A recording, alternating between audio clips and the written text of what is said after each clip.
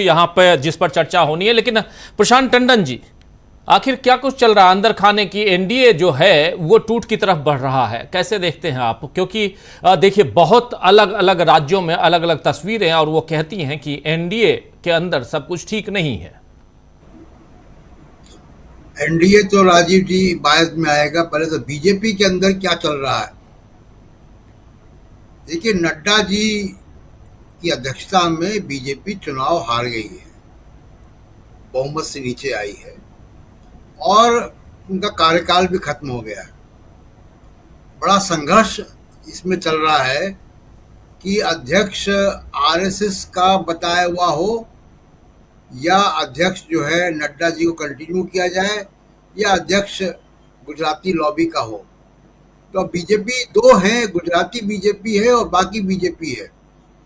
वो बाकी बीजेपी अभी बहुत डोसाइल है, अभी उसका हौसला पस्त है, लेकिन वहाँ संघर्ष है इस बात को लेकर। और कोशिश होगी मोदी अमित शाह की कि नड्डा जी कंटिन्यू करें। नड्डा जी का वो बयान याद कीजिए कि नड्डा जी ने कहा था कि हम इतने बड़े हो गए हैं कि हमको आरएसएस की जरूरत नहीं है, और उस बयान के कुछ सप्ताह बाद जो है वो बहुमत से नीचे आ गए। तो एक तो ये झगड़ा चल रहा है, दूसरा लखनऊ और दिल्ली, योगी और मोदी, ये लड़ाई बहुत समय से चल रही है। अधिकारियों की पोस्टिंग को लेकर चल रही है, चीफ सेक्रेटरी को लेकर चल रही है। वो चीफ सेक्रेटरी अब खैर रिटायर हो गए, जो दिल्ली के थे, जो वहाँ तमाम अड़चने पैदा करते थे। यूपी में लगातार चौथा डीजीपी है राजीव जी, जो कि परमानेंट डीजीपी नहीं है। क्यों डीजीपी नहीं परमानेंट? क्योंकि दिल्ली डीजीपी का पैनल जो है योगी के चहेते अफसरों का नहीं बनने देता, तो योगी जी अपनी पसंद का डीजीपी भी नहीं बना पाते हैं। इस बात को लेकर वहां बहुत वो है योगी के कैंप में। और अब रिव्यू हुआ है जब, तो रिव्यू लखनऊ और बनारस के आसपास की सीटों का नहीं हुआ है, उनको छोड़ दिया गया। अब गोरखपुर के आसपास की लोकसभा की जो सीटें वो तो बीजेपी ने जीत ली, बनारस और लखनऊ के आसपास की सीटें बीजेपी हार गई। इसको लेकर भी टसल है कि इनका ये रिव्यू क्यों नहीं हो रहा है, कैंडिडेट किसने फाइनल किए, बहुत सारे रिव्यू चल रहे हैं। और एक अभी जो केशव प्रसाद मौर्य का आपने सुनाया कि अधिकारियों को लेकर जो एक बात आई है, अधिकारियों को लेकर जो बात हो रही है बड़ी चिंताजनक है कि अधिकारियों का राजनीतिकरण हो रहा है, धर्म का राजनीतिकरण हो रहा है, अधिकारियों का राजनीतिकरण हो रहा है।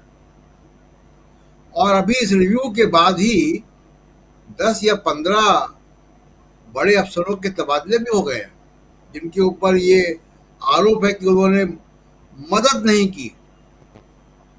तो अधिकारियों पे ये आरोप नहीं कि उन्होंने सुचारू रूप से जो है चुनाव को कंडक्ट कर लिया, अधिकारियों पे ये आरोप है कि इन्होंने मदद नहीं की, यानी बाकी अधिकारी मदद कर रहे थे।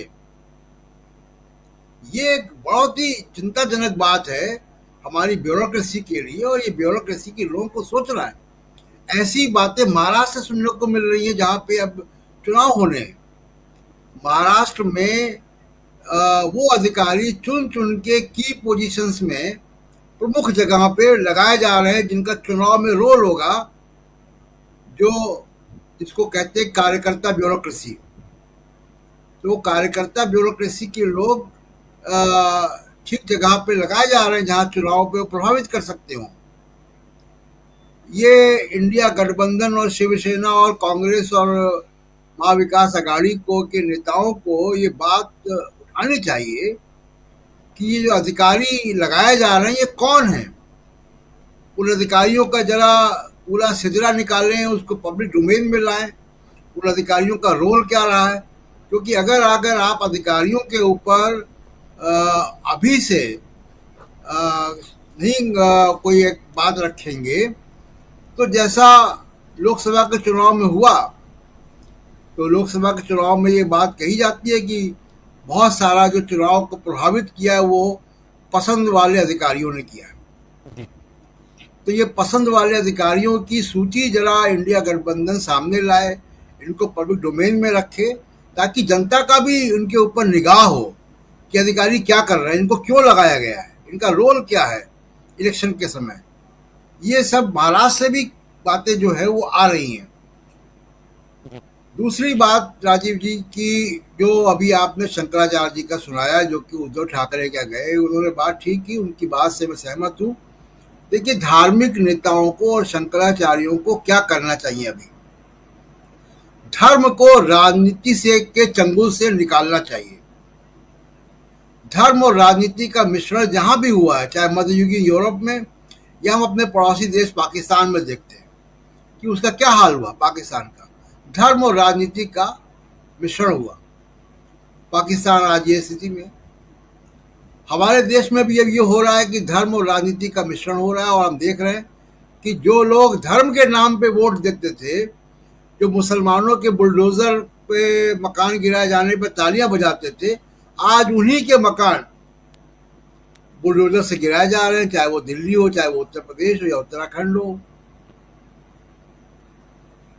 तो धर्म की राजनीति जो है उससे परहेज करना चाहिए, उसको हटना चाहिए। ये शंकराचार्यों को क्या अभियान होना चाहिए। आप देखिए अयोध्या में क्या था, अयोध्या में कोशिश मोदी साहब की केवल राम मंदिर बनाने की नहीं थी। जिस तरीके से उन्होंने आसन ग्रहण किया था वहां पे, और जो पूरे अपने देख रेख में सारा काम हो रहा था मीडिया की मौजूदगी में, वो अपने आप को सुपर शंकराचार्य के तौर पे स्थापित कर रहे थे कि मैं बाकी चारों पीठाधीशों से ऊपर हूं, मैं सुपर शंकराचार्य हूं। जनता ने उनका मंसूबा जो है वो पंक्चर कर दिया। तो अब जो बीजेपी जिस रास्ते पर है, वो दो तीन उनको लर्निंग्स सीखनी चाहिए। एक तो मोदी जी को ये सीखना चाहिए कि अभी शकील साहब अमेरिका की चर्चा कर रहे थे। अमेरिका में ट्रंप के ऊपर हमला हुआ, और ट्रंप के हमले के बाद डेमोक्रेटिक पार्टी, जो उनकी राइवल पार्टी है वहां पे, डेमोक्रेटिक पार्टी ने ट्रंप के खिलाफ अपने सारे विज्ञापन टेलीविजन चैनलों से, अखबारों से, सोशल मीडिया से हटा लिए कि खराब मैसेज जाता है। इस वक्त राजनीति नहीं करनी चाहिए। और अब आप देखिए कि नरेंद्र मोदी इंदिरा गांधी के बारे में कैसे बोलते हैं, राजीव गांधी के बारे में कैसे बोलते हैं, जो आतंकवाद का शिकार हुए, जिनकी जानें गई। ट्रंप तो केवल घायल हुए, हमला उनके ऊपर जानलेवा हमला था, लेकिन घायल हुए, बच गए। लेकिन इंदिरा गांधी और राजीव गांधी तो नहीं बच पाए। अब किस तरीके की शब्दावली इस्तेमाल करते हैं मोदी जी के लिए। ये जो नैतिकता का क्षरण हुआ है भारत की राजनीति में, ये चिंता का विषय है। मोदी साहब को इससे बचना चाहिए अगर वो चाहते हैं कि इतिहास उनके बारे में ठीक ठाक लिखे। विश्वनाथ प्रताप सिंह से बड़ा राजीव गांधी का विरोधी कौन होगा। राजीव गांधी को हरा कर वो प्रधानमंत्री बने थे चुनाव में, बोफोर्स के मुद्दे पर। लेकिन राजीव जी, एक भी बयान वीपी सिंह का राजीव गांधी की हत्या के बाद राजीव गांधी के खिलाफ और या बोफोर्स पर वीपी सिंह एक शब्द नहीं बोले। मैंने ही उनका एक बार इंटरव्यू किया तो नहीं, उन्होंने मना कर दिया कि मैं इस पर नहीं बोलूंगा जी। ये होती है राजनीतिक सोचता। और मोदी जी लगातार इसमें उनका कद राहुल गांधी छोटा करते जा रहे हैं। चाहे वो अंबानी के न जाने का फैसला हो, चाहे वो हिंदू धर्म की बात जो पार्लियामेंट में बोली है, नैतिकता के आधार पर वो लगातार जो है मोदी साहब का कद छोटा कर रहे हैं। और यही जो मोदी ब्रांड था वो अब नहीं बचा है। अब वो नहीं बचा है तो फिर अब बीजेपी को सोचना पड़ेगा कि नरेंद्र मोदी के साथ कितना दूर तक उनको चलना है, और एनडीए पार्टनर्स को भी सोचना होगा। इस उपचुनाव ने दिखा दिया कि उनका ब्रांड की स्थिति क्या है। राजीव जी, बिल्कुल आप सही कह रहे हैं। और राजनीतिक सूचिता और उसमें भी नरेंद्र मोदी और